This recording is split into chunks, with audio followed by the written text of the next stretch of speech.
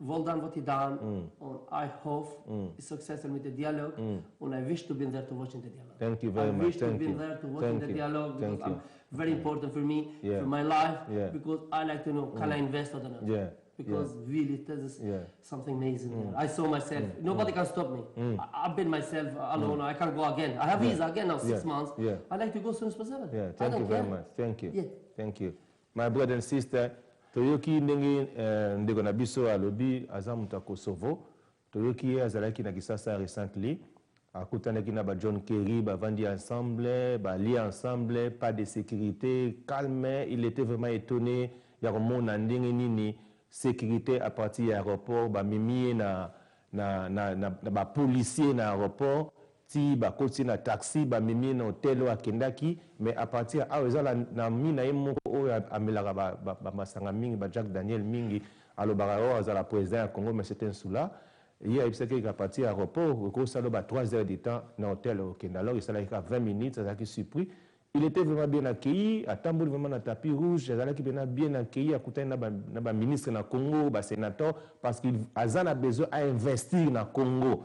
Et puis, il a supporté des gestes, il y a les amis de Maman Olive, là, vraiment, Congolais, tout ça, là, geste en Ningwana. Alors, pour petit rappel, next week, les amis de Maman Olive, ils ont la réunion à Bango dans l'hôtel, adresse dans l'hôtel Sabino après. Ils ont la réunion à Bango dans l'hôtel, quelque part, wana, n'est qu'à Bisso, le salaire qui est à Bisso, Bandeko, Bazar, a besoin de participer à la réunion. Alors, tous un esprit, dans le bail, qui esprit à coïder, parce que nous, quand on a Bisso, vraiment, tous ceux qui sont bien, tant l'investisseur, Azala qui est étonné à money flat, $600 000, $600 000 flat, oyo. Écoute, comme en Angleterre, ils ont pris en attendant. Cela veut dire que ceux qui ont la chair dans le Congo, donc cela veut dire business et ce qui est malamu. Yomutu ovandi awa, cause en amoté mais jalousie parce que c'est la jalousie ose pousser bateau. Comment on a battu en Afrique, bazo progresser, banda ko bazo tonga 20 si la ba client basi ba monani, donc ça la c'est quoi un vertige. Alors, il faut avoir un esprit d'amour, esprit à supporter notre chef de l'État, on a lobby te a lobby que azal kola la next président Mandela. Ezaba makambo zo ke ndina ndengwana bomonaki na chango atamboli makolo babengiye rais wumela na yo donc batu bandimi na bango awumela na ye avana na yetina ba 2050 avana na ye wana ndenge batu bandimi donc ezana ngobongo et puis ye awuti na pays oyo ba guerre ezala alobi ke na mboka na bango na Kosovo batu babunda amona na akut batu bazwa ko miliana. Mais esukaka na kosolola tango basololaki makambo ekendaka bien bakoma calme bakosovo bakoma ko investir yemo aza Kosovo mais comme na mbongo azokene pe ko investir même pe na Congo investir na Nigeria et puis yemo kopé et tant que muto a passé na biloko wana alobi ke TTT mboka oyo eza mboka zo senga biso to supporter président na biso za très jeune muto a ko supporter tene na biko ka c'est la jalousie. Alors n'a pas sous ma parole parce que nous avons plaisir moi dans le bamingi. Alors my brother, can you just tell our people what they can do to help our country? Then to tell our people, the number one to help the country, not to talk something not necessary. Number one, not to make the propagandas or things like that, damaging image for your country. Because nobody likes your country when you don't like yourself. When you talk anything about your country, nobody can tell any good things about. When you say good things, then everyone knows good things. You just need doing good things. The second one, you just need to do what they're doing. Now, they have a dialogue now.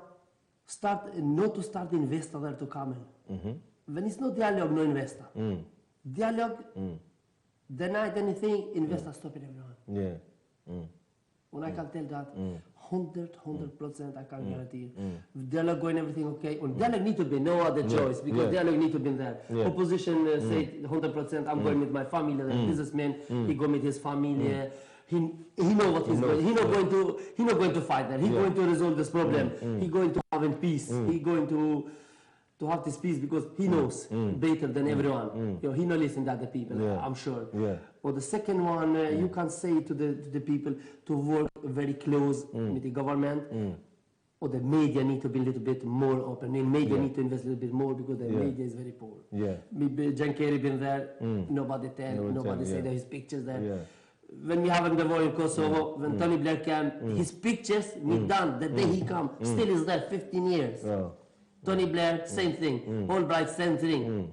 You know, you need to, these people support you, you need to support them. Does this mean something? John Kerry come there, safe, no security, no nothing? Come on. Over in England, come in here, you need to have hold security, 1,000 mil police to look after him. You know, this is security reason, you know. But the thing is, I know Mitas is exactly the same thing we have, and we have this experience. And I wish you guys to have second Mandela now. They can build Joseph Kabila now. And I'm sure he know what he's doing. I'm sure he know what he's doing. I never meet. I like to meet him, and I like to go to see the dialogue how it's going, because the dialogue can be 100% success, and you just a carry on further, nothing else. Because these people talking in the streets here, these people. They live in council house. They live in council. Forget about it. It's not any businessman, any politician. This politician cannot live in council house. No. I'm 16 years in this country. I've never been having benefit anything or living in council house. I'm paying my salary. I don't know how I go to my friend to sleep. That's it. Simple as that. Thank you. You know, and I just say to you guys all the best, and I wish, because I saw there is a big power there. I saw like Kakaya. He's such a power man, a good man. And I saw there Saneta. I saw a lot of people there. I just say to everyone, really well done what they've done for this country. Okay. Thank you very much, my friend. Alors, to kobina suka émission na biso. En tout cas, merci vraiment na bandeko bolandi biso mo toyoki. Donc, ezala ngoli kama combatteur te zo senga na biso ba congolais to ba ko réfléchir, to ba ko raisonner, ndenge ni to ko avancer. Alobiango bien awa auti na kisasa. Atabo sali double ndenge nini. Atabo ye ndenge nini. Le président Kabila rolongwa te.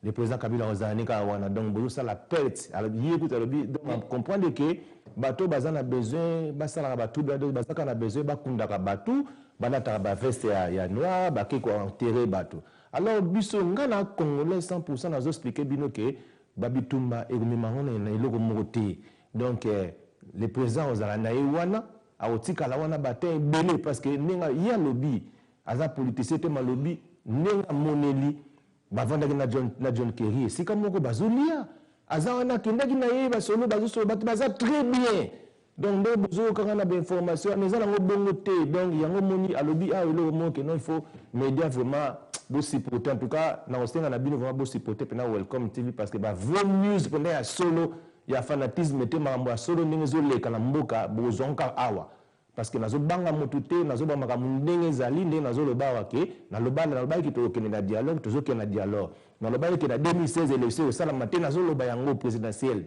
et puis na loba ngo clair naza à l'aise parce que yemo monique abiki to ko kene élection si côté pas censé rien il faut ça ba enrôlement alors to comme na suka vous en avez besoin de retrouver la image na biso na Facebook na biso bienvenue welcome les amis de Welcome TV ou bien na TVRDC bon on peut ba image au na YouTube na biso na Welcome TV ou bien à TVRDC toujours, ou bien à Welcome TV Media. Alors, God bless you. See you.